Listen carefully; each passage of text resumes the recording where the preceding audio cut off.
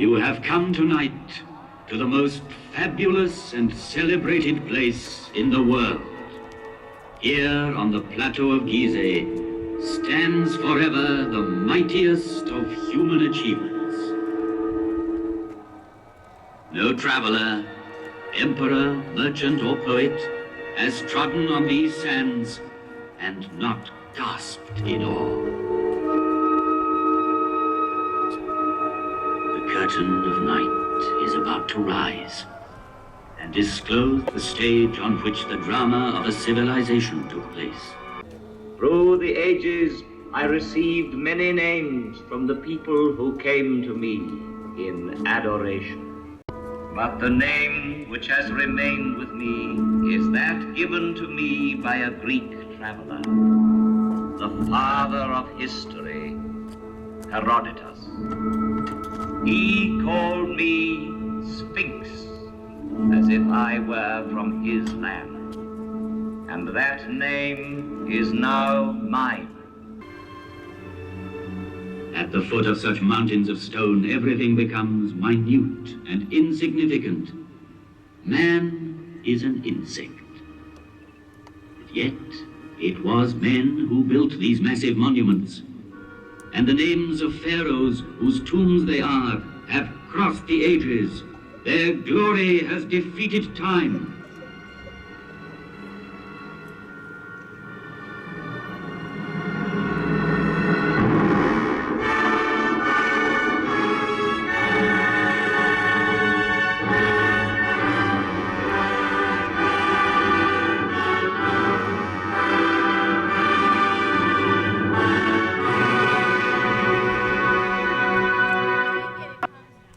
This is the tomb of King, Pharaoh of the 4th dynasty, 4,500 years ago. Here is the great pyramid which he built to defend himself against death. 455 feet high. He achieved the building of the highest monument then known to man. The area it covers is vast enough to hold St. Peter's Cathedral in Rome, the cathedrals of Florence and Milan, Westminster Abbey and St. Paul's. 3 million blocks of stone, some of them weighing 30 tons, were assembled by Cheops' faithful workmen to achieve this fabulous construction. At the center of it, the pharaoh planned his inner chamber, where his mummy was to lie in splendor for eternity. The Pyramid of Khephren. It too bears an inscription, Khephren is great. Yet, out of respect for his father Cheops, Khephren built his pyramid on a slightly smaller scale. The face of Khephren has come down to us sculpted in green diorite streaked with white, a rare stone he brought back from an expedition. Here he is, close to us, in the guise of the Sphinx, carved in rock near his tomb.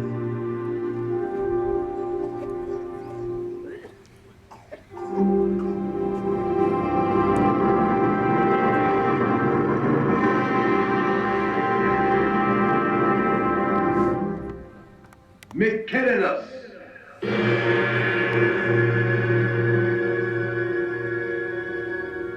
A third monumental tomb was soon to complete this immense funeral site of Giza and make it one of the wonders of the world.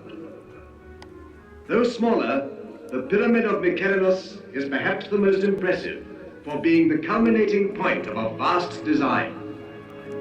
Having built it, the workmen climbed down from its granite flanks and, laying down their tools, looked up with wonderment.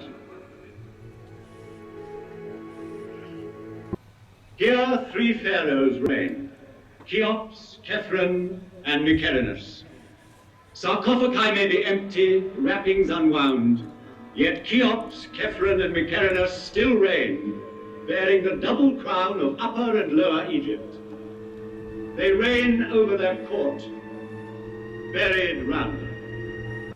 Of all ancient monuments, It is the pyramids which have always appealed most vividly to man's imagination. Considered from its top downwards, a pyramid is like the sun's rays bursting through a gap in the clouds. It commemorates the greatest victory of all, victory over death. It is the most perfect mansion, the strongest tent, whose great stone sides are both roof and wall, and so carefully sealed that the dream entrusted to it can live to the end of the world. The dream of immortality. To achieve this, embalmers prepared the body for 2 months, emptying it of all but its heart and kidneys.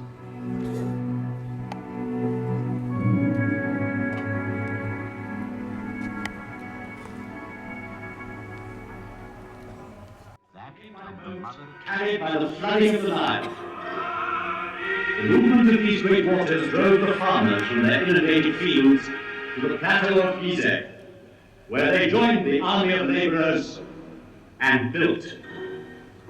These stones were hauled singly on earth mounds, banked higher and higher as the edifice grew. Who built these monumental houses of the dead. And I, Catherine's faithful companion, saw the progress of dynasties and grave priests and the light steps of noble ladies whose diaphanous veils seemed to clothe them, yet not to touch them.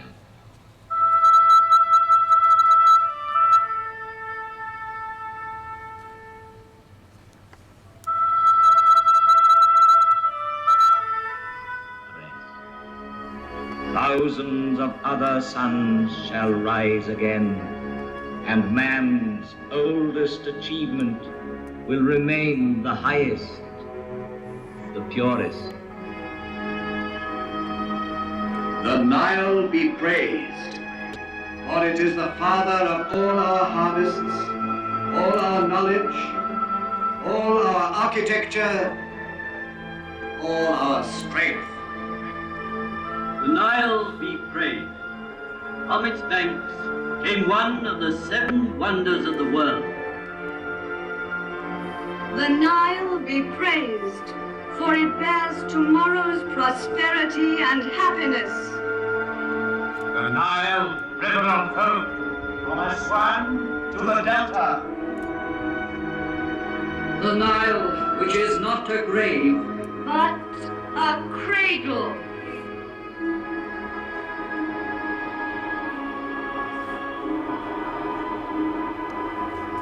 In the course of time, only human achievements crumble and fall. But the spirit which conceived these monuments cannot